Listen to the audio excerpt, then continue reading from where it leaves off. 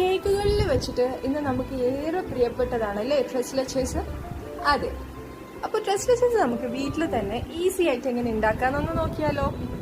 അതിനായിട്ട് 3 മുട്ട, വാനില എസൻസും ഷുഗറും ആഡ് ചെയ്തിട്ട് നന്നായിട്ടൊന്ന് ബീറ്റ് ചെയ്തെടുക്കാം. ബീറ്റ് ചെയ്യാനുള്ള പാർട്ട് ഞാൻ ഹാസിക്കാണ് കേട്ടോ കൊടുത്തിട്ടുള്ളത്.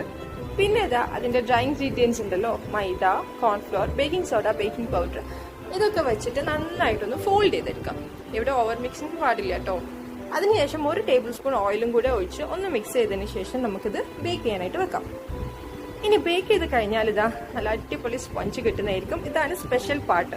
വിപ്പിംഗ് ക്രീമും മിൽക്കും കണ്ടൻസ് മിൽക്കും കൂടി മിക്സ് ചെയ്ത് ഒഴിച്ചിട്ടുള്ള ഒരു മിൽക്കാണ് നമ്മുടെ ട്രസ്ലെച്ചേഴ്സിന്റെ 3 മിൽക്ക് എന്ന് പറയുന്നത്. അത് ആഡ് ചെയ്ത് കഴിഞ്ഞ് പിസ്റ്റാഷ്യോസും റോസ് പെറ്റൽസും വെച്ച് ഗാർണിഷ് ചെയ്ത് കഴിഞ്ഞാൽ നല്ല അടിപൊളി ട്രസ്ലെച്ചേഴ്സ്, കാണാനും നല്ല ഭംഗിയുണ്ട്, കഴിക്കാൻ അതിലേറെ രുചികരമായിട്ടുള്ള ഈ കേക്ക് റെഡി ആയിട്ടുണ്ട്.